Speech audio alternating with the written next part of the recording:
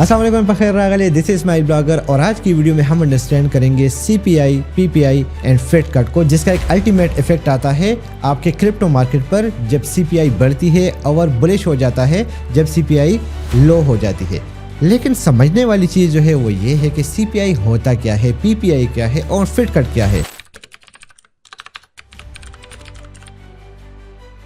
Newbies को specially इसको समझने में बहुत मसला होता है, तो चलिए बहुत ही सिंपल अल्फाज में इनको समझने की कोशिश करते हैं।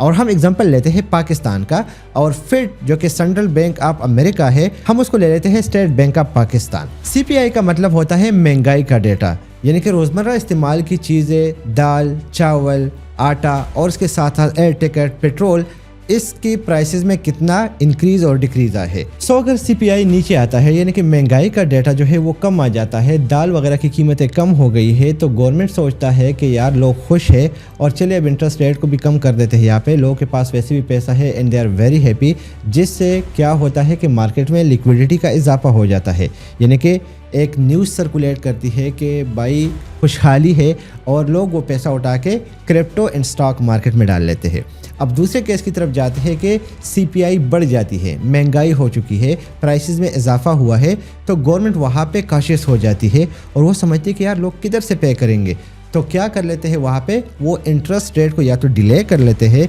या इंटरेस्ट रेट को बढ़ा देते हैं, ताकि लोग इंटरेस्ट न ले सके, पैसा न उठा सके, कर्जा न ले सके, जिसकी वजह से मार्केट में न्यूज़ सर्कुलेट कर लेती है कि भाई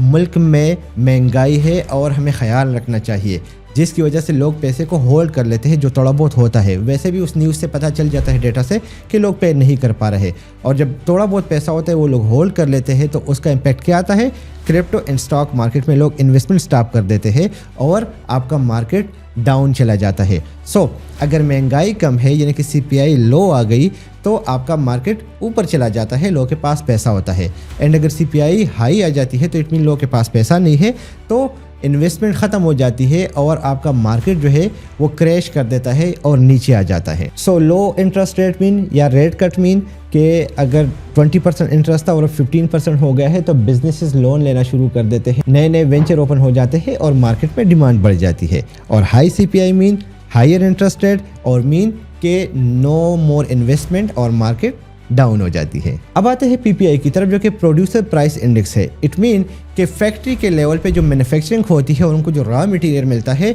उसकी क्या प्राइस है। तो अगर उनको रॉ मटेरियल सस्ता मिल रहा है तो इट मीन कि एक प्रोडक्ट सस्ते में बनेगा और वो प्रोडक्ट कम प्राइस में मार्केट में बिकेगा, जिसकी वजह से इन्फ्लेशन कंट्रोल होती है। और जब इन्फ्लेशन कंट्रोल होती है तो इट मीन कि CPI को कंट्रोल होती है, और जब CPI कंट्रोल होती है तो इंटरेस्ट रेट कम होता है, और जब इंटरेस्ट रेट कम होता है तो लोग स्टॉक और क्रिप्टो में इन्वेस्टमेंट शुरू कर देते हैं। And for example producer price level पे रॉ मटेरियल जो उनको मिल रहा है उनकी प्राइस में इजाफा हो जाता है, तो प्रोडक्ट हाई प्राइस पे बनती है, हाई प्राइस पे मार्केट में सेल होती है, इन्फ्लेशन में इजाफा होता है, और inflation automatically and directly effect करती है आपकी क्रिप्टो मार्केट को, क्योंकि लोग फिर उसमें इन्वेस्टमेंट नहीं करते, जिसकी वजह से आपका मार्केट बियरिश हो जाता है। अब जो हम बात करते हैं कि फेड कट या फेड रेट कट, ये असल में Fed is the central bank of America, and अगर वो कट लगा लेता है तो इन्फ्लेशन इट मीन के कंट्रोल है, प्राइसिंग कंट्रोल है, तो ओवरऑल लोगों के पास पैसा आ जाता है, बिजनेसेस लोन लेना शुरू कर देते हैं, नए नए वेंचर ओपन होना शुरू हो जाते हैं